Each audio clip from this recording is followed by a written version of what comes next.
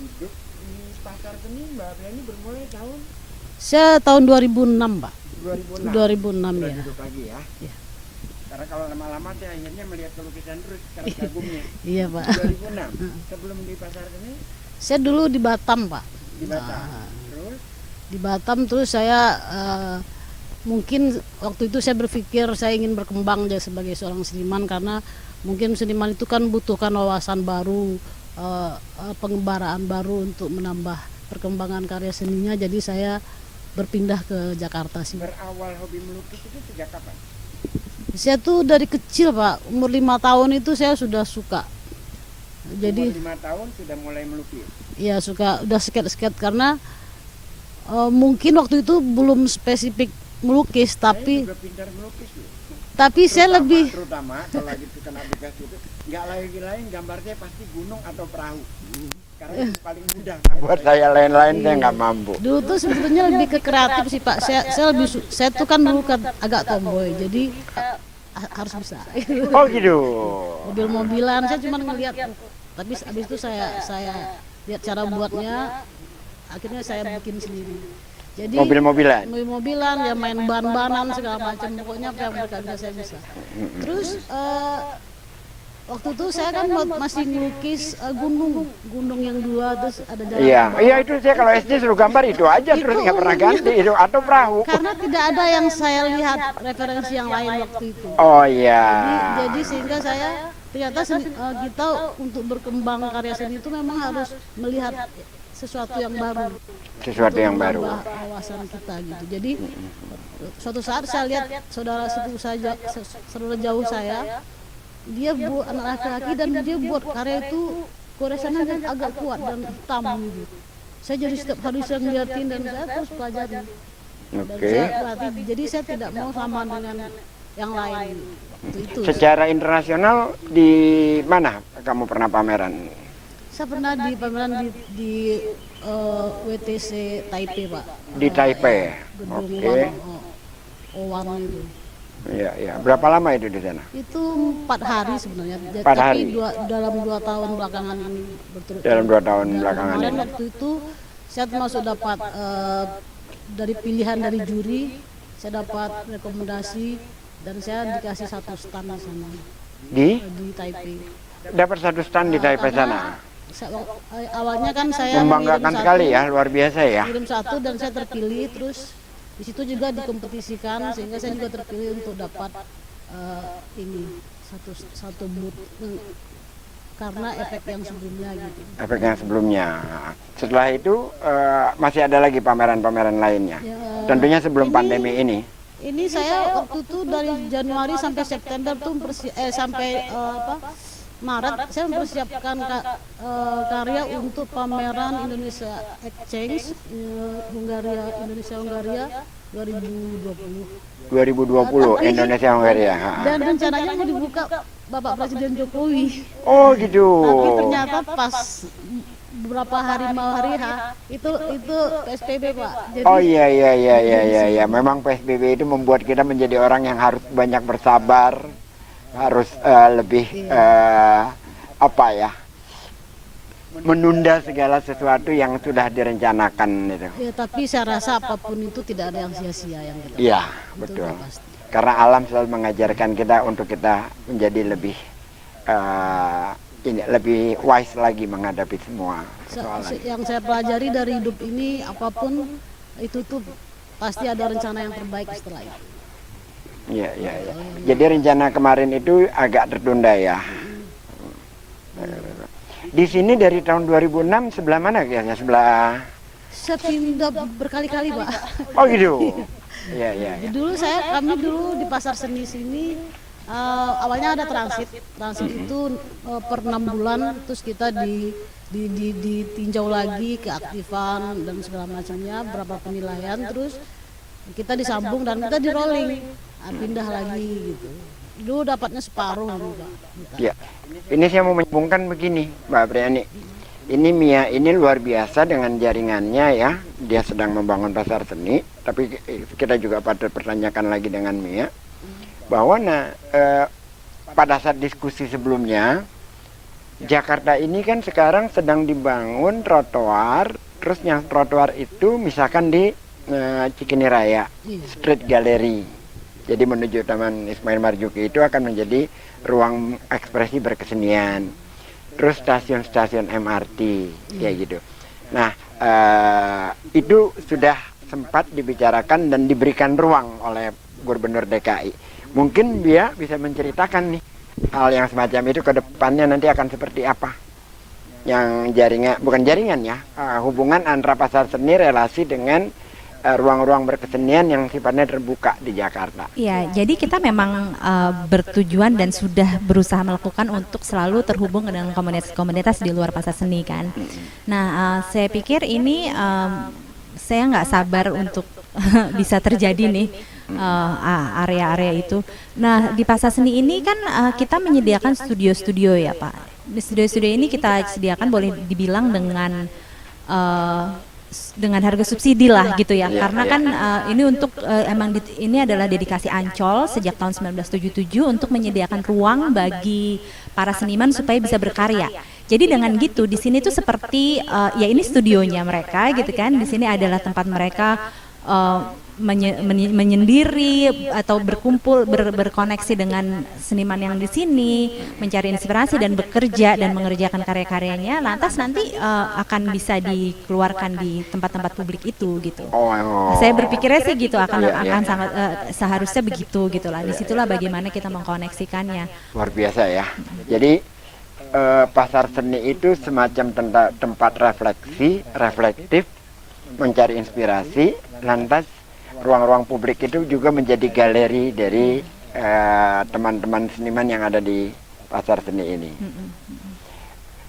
Secara ke depan, kamu melihat Jakarta sekarang ya, karena saya sendiri agak bingung nih melihat foto-foto Jakarta. Ini di mana ya? Ini di mana ya? Karena perubahannya itu kan begitu cepatnya gitu kan ya. Punya harapan nggak sih bahwa menurut kamu sebagai kurator dengan Mbak Apriani juga nanti bahwa Jakarta memberikan ruang untuk masyarakat berkesenian itu tampil sedemikian rupa itu ke depan ini. Kalau punya harapan seperti apa, kalau ada kritiknya seperti apa, biar masyarakat membaca, dengar, dan kalau perlu kita sampaikan juga kepada pemimpin ibu kota bahwa kita inginkan sesuatu terhadap yang dibangun sekarang gitu. Iya. Pada dasarnya Jakarta itu sudah memiliki beberapa titik-titik penting di mana kesenian itu terjadi bisa berkembang. Jadi banyak sekali ruang-ruang seni budaya di Jakarta ini yang sudah ada. Nah, sekarang permasalahannya adalah ruangnya ada, pengelolaannya masih harus diupayakan. Oke. Jadi ada beberapa yang bisa maximize lah, bisa dimaksimalkan lagi pengelolaannya gitu kan. Nah, jadi kalau ke ininya sih harapannya ada banget, potensinya juga ada sekali karena seniman-seniman kita ngomongin Jakarta dulu aja deh ya, itu udah jago-jago, udah keren-keren. Juga di jalanan saya melihat kalau kayak misalnya Kemang ya, kebetulan saya grew up di Kemang dan Kemang itu kan dikenal kalau di Jakarta itu sebagai suatu tempat berkebudayaan kan dari dulu gitu ya, berkesenian, banyak galeri dan sebagainya. Itu sekarang kan ada trotoar, ya itu di satu pihak saya menjadi lega nih, karena itu kayak balik waktu saya kecil, di mana di Kemang itu adalah jalan kaki dari satu ruangan kreatif ke ruangan lainnya. Nah itu kalau bisa dikembangkan terus kemari dan juga ke Jakarta Utara itu akan penting banget, dari selatan ke utara itu akan penting banget gitu. Dan juga bahwa pengelolaan ruang itu harus lebih diperhatikan sih, pengelolaan ruang yang ada. Jadi misalnya seperti sekarang ini kebanyakan yang aktif sekali itu masih dikelola oleh ada yang swasta, ada yang seperti kita di sini, ada juga seperti Museum Macan atau M Block itu kan adalah swasta yang mengelola ya.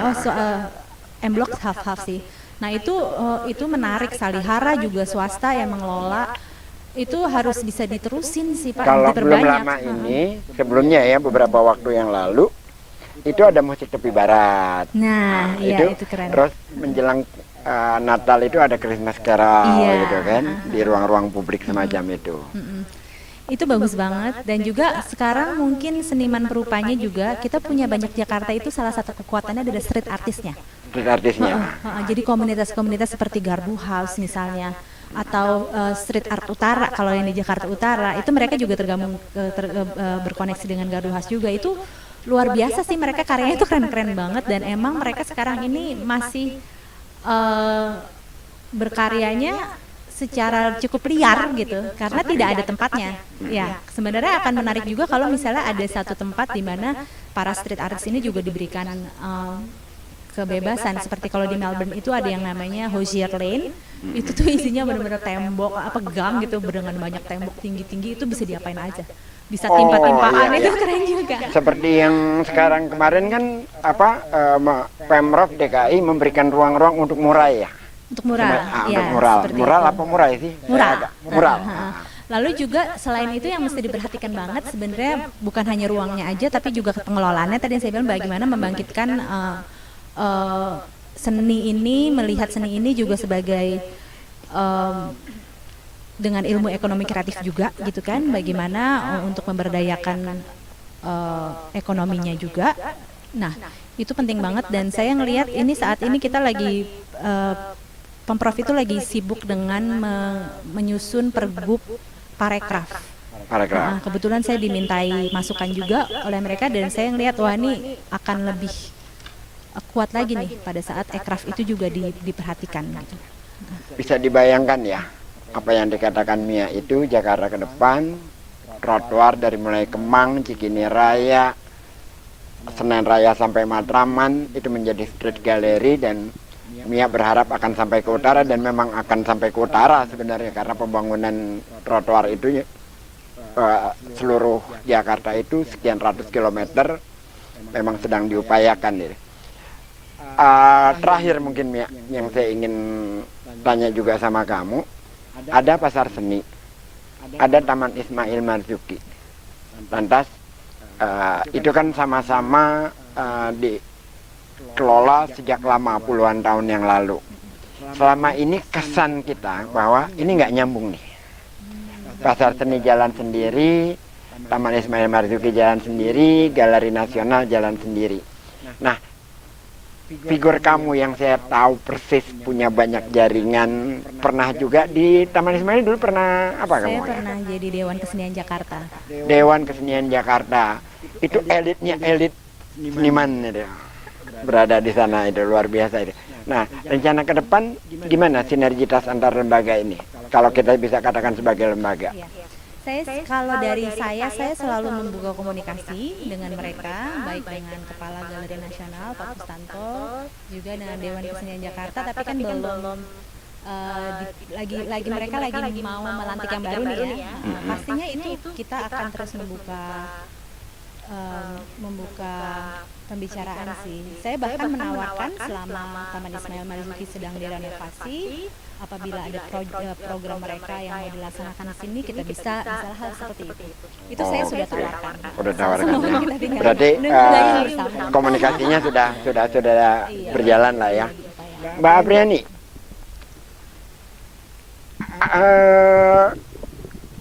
ini Mia juga saya orang-orang baru nih di Ancol nih. Kamu dari 2006 di sini. Apa yang kamu rasakan dengan kehadiran Mia dan perubahan yang terjadi di Ancol, terutama pasar seni sekarang ini sebagai seniman yang sudah lama di sini?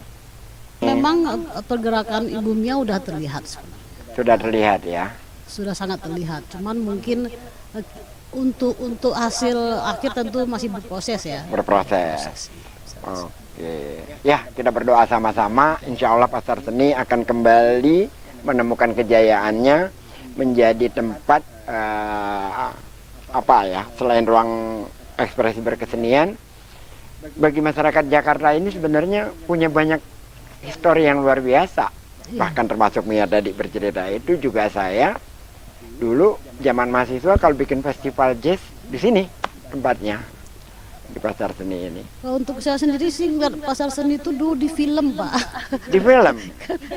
Kan saya saya kan waktu itu masih kecil, jadi belum tahu lah Jakarta, belum pernah kebayang sampai di sini. Jadi saya ngeliat filmnya Sopan-Sopian, Pak. Apa judulnya? Saya lupa judulnya, tapi Masih tapi di sini syutingnya. jangan-jangan film itu main saya belum lahir lagi. Enggak Iya lah. iya saya ini Pak. Jadi saya waktu itu ngelihatnya kok ternyata saya sampai di sini pada akhirnya. Luar biasa.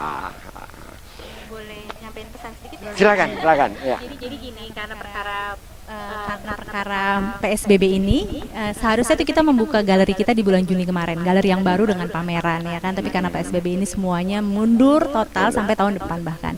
Nah, tapi kita berusaha dengan cara menyalurkan ini pasar seni secara fisik ini ke online. Jadi di blibli.com kita sudah punya galeri pasar seni di mana karya-karya seniman di sini sudah dipilih untuk dimasukkan untuk bisa dinikmati ataupun bahkan dibeli secara lewat platform digital.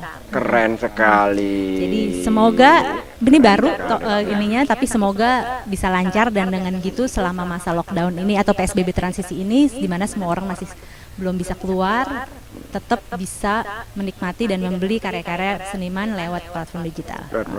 Keren. Jadi kamu bukan hanya persoalan ruang berkreasinya yang kamu sediakan, tapi juga menjadikan bagaimana nilai dari lukisan itu bisa dijadikan masuk ke dalam pasar gitu ya. Iya, itu harus Keren, karena keren. karya teman-teman di sini keren-keren, cuma memang pasar itu sangat padat saat ini. Kita harus selalu cari cara bagaimana mengeluarkannya. Demikian sore ini kita bertemu dengan dua teman yang keren dan luar biasa ini, Mia Maria dan Mbak Apriani. Dan saya pengen jujur aja bahwa Mia ini emang luar biasa hebat. Tapi yang saya ngefans bukan pada Mia, tapi pada ibunya. Kenapa? Jangan pada ibunya. Ibunya itu seorang pelukis bernama Josephine. Dan saya terkagum-kagum dengan lukisannya. Dan saya belum mengenal Mia pada saat itu. Belum tahu namanya, baru ngobrol biasa saja. Tapi belum tahu ini Mia anaknya, belum. Saya lagi cerita bahwa ada sebuah lukisan yang saya sangat kagum gitu. Saya katakan bahwa lukisnya itu namanya Josephine, dan Mia mengatakan itu ibu saya, Pak. Gitu. Luar biasa. Saya bertemu pada anaknya dan sekarang kita bekerja sama di Ancol, dan semoga pasar seni akan menjadi ruang yang menjadi daya tarik buat masyarakat di Jakarta yang ingin melihat bagaimana kesenian itu tumbuh dan berkembang. Terima kasih untuk semuanya. Kita kembali lagi kepada ngobrol pikiran bareng Grace Khalifah di kesempatan yang akan datang. Salam.